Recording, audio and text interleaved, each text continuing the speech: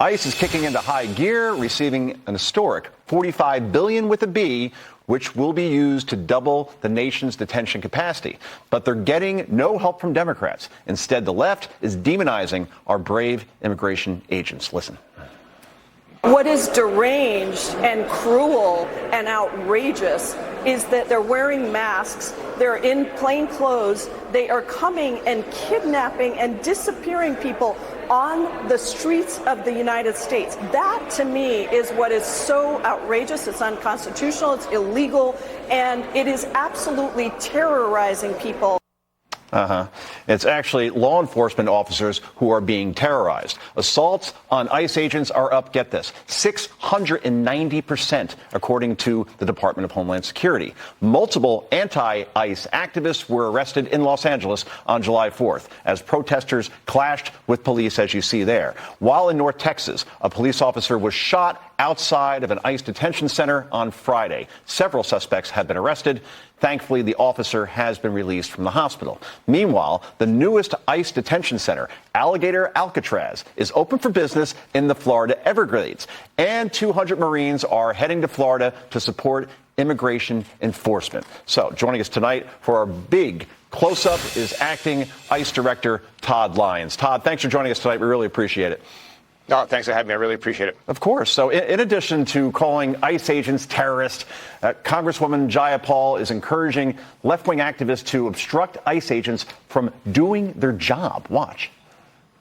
Some of the most inspiring things have been when people encircle courtrooms and refuse to allow ICE agents in. There are all kinds of nonviolent resistance tactics that we have to use.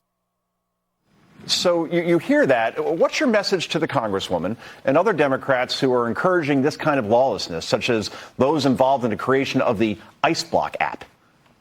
You know, it's you'd almost find it funny if it wasn't true, right? It's really disgusting that an elected official would go ahead and advocate for obstructing law enforcement, calling ICE agents and officers terrorists. It's really frustrating for us is because we daily are out there arresting known suspected terrorists. We know what it's like to go against terrorist organizations. We do so with the Homeland Security Task Force. We go against all these new designated terrorist organizations and cartels. And what the Congresswoman's doing there is she's just stoking the fire and she's just stoking this flame that ICE is in the wrong, that we are out there terrorizing people, like she says, which is the farthest from the truth. The brave men and women of ICE are out there every day doing their job. And like you showed, almost 700% increase in assaults on my officers and agents. It's unreal. Well, Todd, Democrats are also outraged over Alligator Alcatraz, even suggesting it's going to cause illegal immigrants to die. Watch this. This is a situation in which they want to bleach America. And what they're doing in the Everglades on incredibly sensitive land, environmentally sensitive land, they are violating sacred tribal lands. You see the running theme and thread through what I'm sharing with you? They are creating policy that is going to cause people's deaths. Well, Todd, yesterday evening, we laid out the very high standards that ICE and federal immigration officials are expected to abide by at this facility, including accommodating dietary restrictions for illegal immigrants. Explain to our audience what the real goal of this detention center is.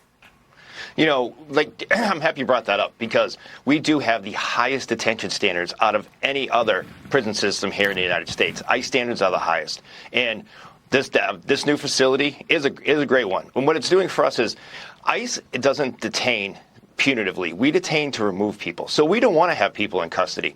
We wanted to have a facility down there in Florida that we had access to a flight line, that people can come in. They have the option to self-deport if they want, so they don't have to stay in custody. But if they do remain in custody and they are ordered deported, to get them out of the country humanely and quickly. That's what we want. We don't want to keep people detained because the costs are extremely high, and like I said, our detention standards are extremely high. So we want to get these people back to their home countries safely and humanely after they're ordered deported. Acting Director, we saw the riots in L.A. and what was happening there. We see that assaults are on the rise against ICE agents. When we're looking at this, at the operations going on, is it deterring them at all? Is it something that they feel more afraid for their lives to go out and do their job? Is there something nefarious at foot, or is this just, a PR campaign? No, officers and agents do go out every day and put their lives on the line. The morale's never been higher within ICE. We have a secretary now that has our back. We have a president that's out there allowing us to do our law enforcement mission. But it's a scary number, Joey, to say, you have 700% increase in assaults on officers. That's what keeps me up at night. And I think the men and women of ICE, they are nervous, but they're brave. They're quality law enforcement officers and agents, and they go out there every day to do their job. So I think we're going to see more increased violence, but you're also going to see more increase in prosecutions. You're going to see better tactics used by us to identify these groups that are targeting our law enforcement officers, and we're going to see better cooperation with the Department of Justice to ensure that those that do harm ICE agents are properly handled. So if ICE is already arresting an average of 6,000 illegal immigrants each week, how much do you expect this increase after the bill funding goes into full effect? Well, I think we'll see an increase because we've always been understaffed. The last administration has pretty much shrunk our ranks down dramatically. Now we're having the chance to build it up again. Our infrastructure is going to be huge in the fact that we're going to bring on 10,000 new officers and agents, which is really going to help us because for the longest time, while we're a viable law enforcement agency, we were just shrunken in numbers. So now we're going to have the chance to build the ranks back up. Not only officers and agents, but our crucial support staff and our attorneys that do ensure that these illegal immigrants that we are processing are receiving their due process. Acting ICE Director Todd Lyons, thank you for joining us on this summer Sunday night. We really appreciate it. Thanks for having me. Appreciate it.